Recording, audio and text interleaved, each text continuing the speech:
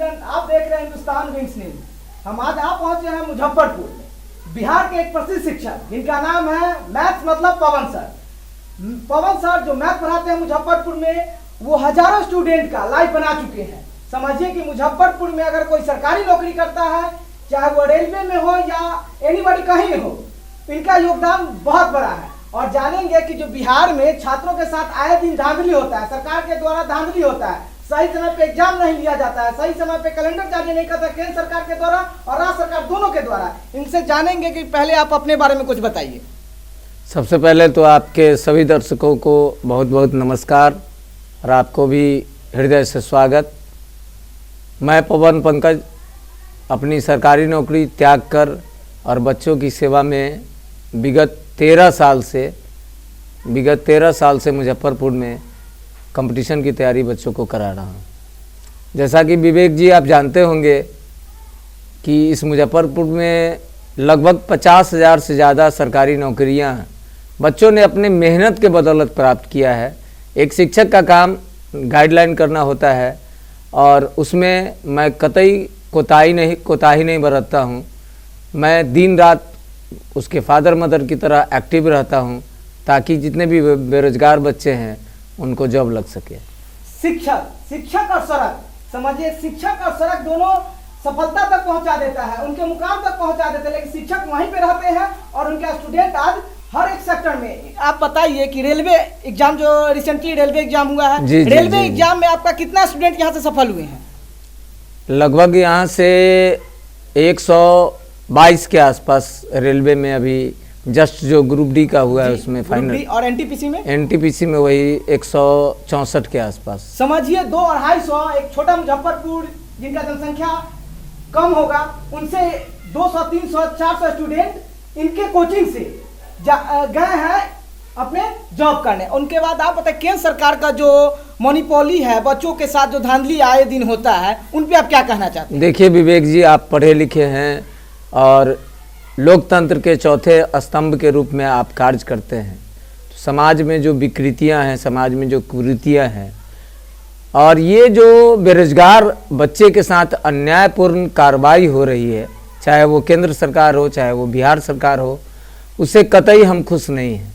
बच्चों के भविष्य के लिए बच्चे एजुकेशन प्राप्त करते हैं, उनके करियर के लिए सभी जगह एक अच्छा सा कैलेंडर जारी रहना चाहिए ताकि टाइम टू टाइम बच्चे की पढ़ाई हो सके, बच्चे की तैयारी हो सके, बच्चे का एग्जाम हो सके और बच्चे नौकरी में जाएं। तो सही समय पे कैलेंडर भी जारी नहीं, तो अगर बच्चा जाके प्रोटेस्ट करते हैं तो उनको लाठी उन पे चार्ज किया जाता है। यही तो समस्या है बिहार में, खासकर ये जातिवाद तंत्र और भी बहुत सारे कारण हैं विवेक जी, जिसके कारण बच्चों पे हमको अपना लगता है कि बच्चों पे इतना अन्याय होता है जिसका हम एज ए शिक्षक शब्दों में बयान नहीं कर सकते हैं।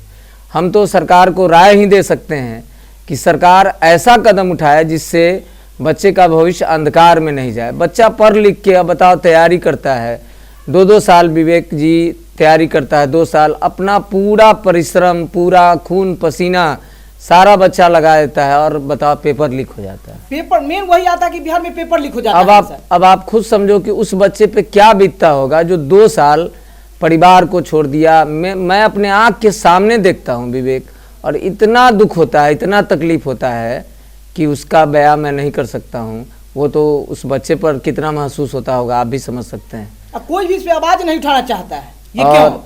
नहीं, आवाज़ तो उठाने चाहिए और ख़ासकर यंग जनरेशन है तो उनको आवाज़ उठानी चाहिए। और ये मानना कि तैयारी नहीं बच्चा करता है तो ये गलत है। हर बच्चे के दिल में ये अरमान रहता है कि मैं पढ़ लिख के कुछ बनूं, और ऐसा कहना कि नहीं बच्चे आजकल के बेवकूफ़ हो गए हैं, बच्चे खराब हो गए, ये मैं नहीं मानता हूँ। बच्चे अच्छे हैं और ख़ासकर जितने भी बच्चे हमसे मिलते हैं, जितना देर मैं तो 4-4, 5-5 घंटा मैथमेटिक्स पढ़ाता हूँ और बच्चे 4-5 घंटे बैठ के मैथ पढ़ते हैं, एंजॉय करते हैं दिन भर रात भर। आप विवेक जी विश्वास नहीं कीजिएगा, कल 1:30 बजे रात में मैं सोने जा रहा था तो 1:30 बजे हमको व्हाट्सएप पे मैसेज आया कि सर ये सवाल हमसे नहीं बन रहा है, बता दीजिए। तो आप समझ सकते हैं कि बच्चे कितने मेहनती हैं। लेकिन ये सरकारी रवैया जो है इससे मैं खुश नहीं हूँ। देखिए 2019 में रेलवे ग्रुप डी आया था, जी 2022 में अभी फाइनल हुआ नहीं है, जी, होने जी, वाला है। जी, जी। ये 4 साल 5 साल का गैपिंग हो जाता है, अगर बच्चा किसी एक नंबर से छूट जाता है, जी, जी। जिनका एज एक्सपायर हो जाता है, जी, जी। वो तो बर्बाद हो गए। बिल्कुल तो बिल्कुल, इन पे आपका क्या राय है? आपका कहना एकदम जायज है। आप बताइए, 4 साल बाद किसी बच्चे का एज एक्सपायर करेगा, वो उतने दिन पहले तैयारी किया, अब उसका लाइफ तो खत्म हो गया। वो तो कुछ कर नहीं सकता, कुछ नहीं कर सकता, वो करेगा बिल्कुल। प्राइवेट नौकरी, प्राइवेट नौकरी 10 से 15 हजार रुपए नहीं मिल पाता है। बिल्कुल इतना पढ़े के बिल्कुल मिलने के बाद। बिल्कुल नहीं। सबसे बड़ी बात है कि एक एडुकेशन फील्ड का आदमी जो अपना जीवन पढ़ाई में लगाया हो, जो अपना जीवन पढ़ाई में लगाया विवेक जी, और उसके बाद आप उससे सोचते हैं कि वो अंबुजा सीमेंट में जाके काम करे, वो जाके किसी फैक्ट्री में काम करे, वो जाके कहीं दूसरे जगह काम करे, तो आप समझ सकते हैं कि जो लड़का बचपन से अपने आप को किताब के पास रखा हो सही बात है। और वो जाके किसी दूसरे फील्ड में काम करे, वो अपाहिज हो जाता है विवेक जी। और नौकर वो बना कुछ के नहीं रखता कर है। पाता, उनको- कुछ नहीं कर पाता है। और आप वैसे बहुत सारे लड़के मिलेंगे जो इस दर्द को बयां कर देंगे कि कितने सारे लोगों का करियर बर्बाद हो जाता है इस चक्कर में। इसमें मोदी जी को दोषी मानेंगे, क्योंकि अगर 20-20 हजार हर एक साल लेते एग्जाम, मतलब 20-20 हजार का हर एक साल कैलेंडर जारी करके एग्जाम लेके, तो 20 हजार तो बच्चा का इस साल नहीं हुआ तो अगले साल होगा। बिल्कुल बिल्कुल, आपकी राय से हम बिल्कुल सहमत हैं कि कोई भी बोर्ड हो, जितने भी बोर्ड है, एसएससी बोर्ड है, यूपीएससी बोर्ड, जितने भी बोर्ड है, मैं नाम नहीं लेना चाहता हूं, उन सभी बोर्डों में बैठे पदाधिकारीगण भी अपने आप, वो भी कभी न कभी स्टूडेंट रहे होंगे। और जितने भी नेतागण, अगर हमारी आवाज़ आपके चौथे स्तंभ के द्वारा वहाँ पर पहुँच रही होगी, तो मैं उन सभी लोगों को बताना चाहता हूँ कि आप भी कभी न कभी, मैं कर जोड़ के बताना चाहता हूँ कि आप भी कभी न कभी स्टूडेंट रहे होंगे। तो स्टूडेंट के इस दर्द को समझिए। मैं भी कभी न कभी स्टूडेंट रहा हूँ और इस दर्द को बहुत समझता हूँ, तभी अपना दिन रात खपाता हूँ। और इस मुजफ्फरपुर शहर में इतने सारे बच्चों का नौकरी हुआ, तो इसके लिए अपनी सरकारी नौकरी को कुर्बान करके आया हूँ। मैं, विवेक जी, आप जानते होंगे कि मैं पहले सरकारी नौकरी करता था, और सरकारी नौकरी करने के बाद मैं वहाँ की स्थिति देखा कि नौकरी की क्या स्थिति। मेरी नौकरी सरकारी स्कूल में थी। किस डिपार्टमेंट? सरकारी स्कूल में मैं मध्य विद्यालय बीवीपुर में पोस्टेड था, और बिहार में समझे सीखे कार्यक्रम का मैं ब्रांड एम्बेसडर भी था। मैं बहुत सारा काम किया इस फील्ड में, लेकिन हमको लगा कि हम अपनी एबिलिटी का उपयोग नहीं कर पा रहे हैं, तो फिर मैंने नौकरी छोड़ दी और मैं इस फील्ड में आया कि बच्चे के साथ, बच्चे का जो करियर ख़राब हो रहा है, तो वहाँ से जितना हमसे हो सकता है, जितना भगवान सामर्थ्य दिए हुए हैं, कदम से कदम मिला के बच्चों के साथ चलते रहता हूँ और बच्चे अपना भविष्य बनाते रहते हैं। लेकिन गड़बड़ियाँ जो आप मुद्दा उठा रहे हैं, बहुत दिनों के बाद एक सच्चा पत्रकार जो चौथा स्तंभ है वो आके इस बात को उठाता है। नहीं तो आजकल पत्रकार लोग की भी जो स्थिति है, वो वाहवाही में लोग लगे हुए हैं, किस सरकार की कितनी वाहवाही कर दे, किस डिपार्टमेंट की कितनी वाहवाही कर दे।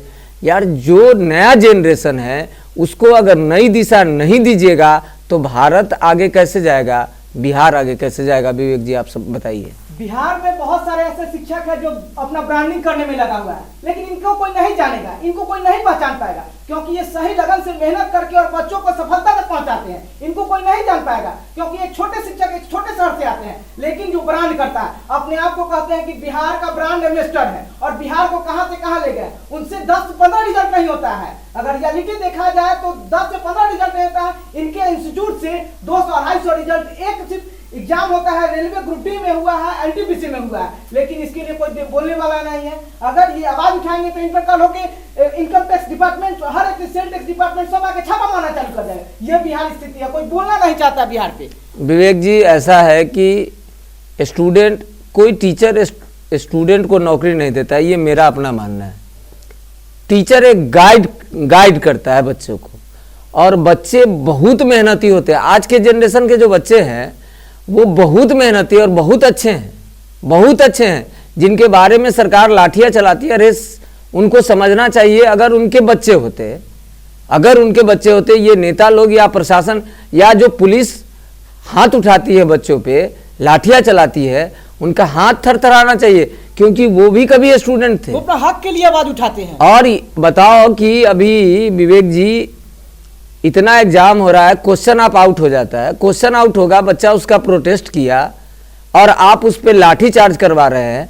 क्या आपका हाथ नहीं कांपना चाहिए? आप भी मानव है, वो बाल बच्चा है, वो देश का भविष्य है, वो देश का वही तो देश का अब नींव बनाएगा।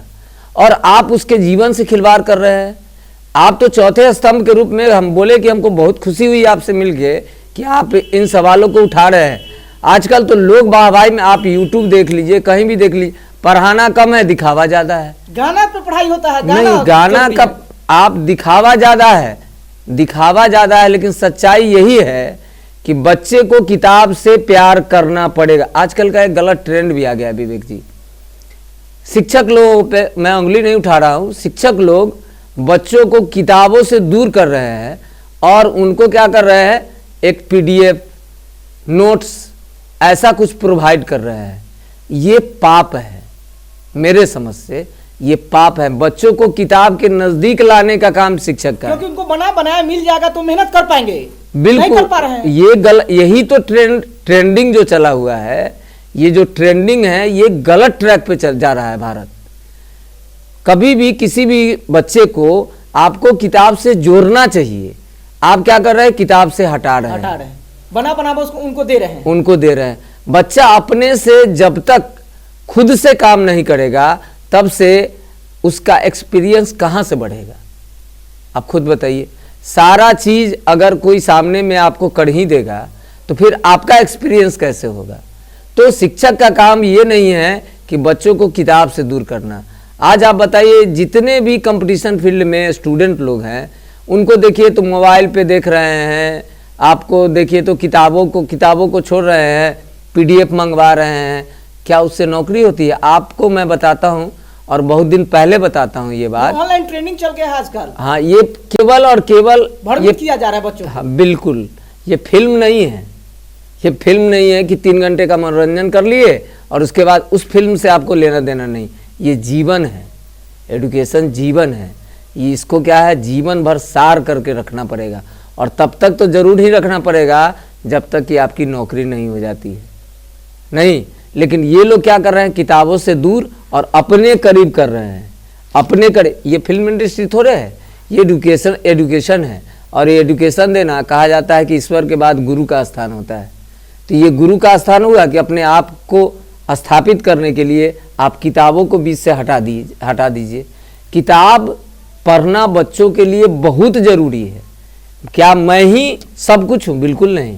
मेरे जैसे बहुत सारे गणितज्ञ लोग हैं, उन सभी की किताब पढ़ना चाहिए और उन सब लोगों का क्वेश्चन बनाना चाहिए। मेरा काम उन सभी बनाए गए सवालों को उत्तर देने की प्रक्रिया कितनी जल्दी हो, ये मेरा काम है, न कि बच्चों को किताबों से दूर कर देना है। तो आजकल ये भी ट्रेंड चला हुआ है। तो बहुत सारे जगह है जहाँ पर विवेक जी बहुत सारे काम करने की ज़रूरत है, और ख़ासकर जितने भी बच्चे तैयारी कर रहे हैं उनको सरकार के द्वारा गाइडलाइन रहना चाहिए। और मेरा तो डिमांड है, शायद आपके माध्यम से पहुँचे, कि कुछ नहीं दे सरकार, ना आवास दे, फ्री कुछ नहीं चाहिए जनता को, बस हर घर में एक व्यक्ति को सरकारी नौकरी दे दे।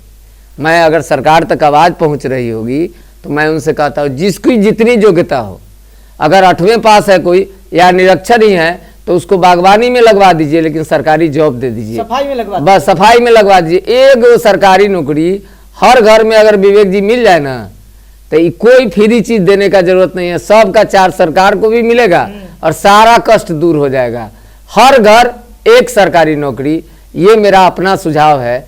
और जो बच्चे पढ़ रहे हैं उसके लिए एक कैलेंडर जारी हो। मुझको तो तकलीफ होता है, बताओ, हम बिहार यूनिवर्सिटी, बिहार बाबा साहब भीमराव अम्बेडकर यूनिवर्सिटी है, नाम बदला जाता है यूनिवर्सिटी बिहार यूनिवर्सिटी। आप यहीं के हो और आप तेज तर्रार पत्रकार में गिने जाते हैं, जैसा कि हमको बताया। तो आप बताइए, आज तक एक छोटा सा यूनिवर्सिटी का सत्र नहीं सुधर सका बिहार में। 5 साल में मिलता है, ये आपको भी पता है। सोचिए बिहार कहाँ जा रहा है। और इनके शिक्षा मंत्री, मैं किसी के व्यक्ति विशेष पर नहीं जा रहा हूँ, लेकिन जरा सोचिए कि बिहार कहाँ जा रहा है। और कहता है सुशासन की सरकार है। बच्चों में बच्चे को जब तक न्याय नहीं मिलेगा तब तक देश अग्रसर कैसे होगा, तब तक राज्य अग्रसर कैसे होगा। मैं बच्चों के साथ खड़ा हूँ, चाहे मेरे ऊपर जितने जुल्म सितम करना है कर सकती है सरकार, लेकिन बच्चों के साथ हम खड़े हैं। बच्चा देश का भविष्य है, मेरा भी बाल बच्चा है, आपका भी कल होगा विवेक जी, या जितने भी नौजवान हैं वो अगर आवाज़ सुन रहे होंगे तो शायद मेरी बात को सही ठहरा रहे होंगे। अरे यार, दिन भर वो टिफिन बना के लाइब्रेरी में बैठ के पढ़ता है, मेरे यहाँ दिन भर आके घर द्वार छोड़े हुए, यहाँ तो मुजफ्फरपुर में शिवहर मोतिहारी सब जगह के बच्चे आप जान रहे हैं, वो सब यहाँ डेरा लेते हैं। उनके गार्जियन जो है खेती में काम करते हैं, मजदूर वर्ग के होते हैं। जनरल कंपटीशन की तैयारी करने वाले का बैकग्राउंड क्या होता है सब चीज़ समझ रहे हैं आप। तो वहाँ से यहाँ आते हैं तैयारी करने के लिए, और तैयारी करने के बाद मिलता क्या है सो बताइए। मिलता ये है, सरकार का भी नज़रिया बिल्कुल सही होना चाहिए। जैसे आप मैट्रिक का एग्ज़ाम लेते हैं 10th के बाद, जैसे आप इंटर का एग्ज़ाम लेते हैं 12th के पास, हाँ इंटर के बाद, तो उसका कैलेंडर है ना, उसका है ना कि भाई हाँ हम 12वीं पास कर जाएंगे, उसके बाद ग्रेजुएशन पास कर जाएंगे, चलो भाई 5 साल में पास कर जाएंगे, है ना। सबका एक विकल्प बना हुआ है। इसका कौन विकल्प है कंपटीशन का? आप जब मन करे सरकार वैकेंसी दे दे, जब मन करे बैठ जाए, ऐसा थोड़े होता है। तैयारी तो हमेशा चल रही है बच्चे की। उससे ऑल ओवर भारत के बच्चा सब बर्बाद हो रहा है। बिल्कुल, आप 20,000 ही नौकरी दीजिए ना, हर 3 महीने पर वैकेंसी दीजिए, हर 6 महीने पर वैकेंसी दीजिए, कैलेंडर जारी करिए, एग्जाम सही समय पर लीजिए, पेपर लीक नहीं करवाइए। एक बार बच्चा के अगर नहीं होता तो दूसरी बार फिर तैयारी करेगा कि अगर इस बार बिल्कुल एकदम लगा हुआ रहेगा बच्चा। और कैलेंडर अगर जारी रहेगा तो बच्चे का करियर नहीं गड़बड़ होगा। वो जानेगा कि अगले इस बार में हम छूटे हैं, अगली बार में हो जाएगा, अगली बार छूटेंगे, अगली बार में हो जाएगा। वो कंटिन्यूअस लगा हुआ रहेगा। कैलेंडर हर चीज का जारी होना चाहिए कि इस बार इतना वैकेंसी, इसके बाद इतना वैकेंसी। आप बताइए, कभी कोई सरकार रिकॉर्ड पेश करती है कि कितना सारा वैकेंट जगह है? बहुत में क्वेश्चन नंबर नहीं बता पाते कि कितना आपका नंबर आया। वैकेंसी ने मतलब आपकी जितनी वैकेंसी है सरकारी, वो आपको जाहिर भी होने नहीं देती है, और कैजुअल बेस पे खटवा रही है। आप बताओ, कैजुअल बेस पे खटवा रही है। 5 साल के लिए विधायक प्रतिनिधिगण चुने जाते हैं तो उनको पेंशन मिल जाता है लाइफ टाइम, और शायद 2 बार जीतते हैं जहां तक हमको जानकारी है, तो 2 बार का भी कहीं मिलता हो। ये स्थिति है। और एक आम लड़का जो इतनी तैयारी करके गया है, उसको भी तो परिवार चलाना है। हर एक परिवार जब तक बुलंद नहीं होगा तब तक देश बुलंद होगा क्या?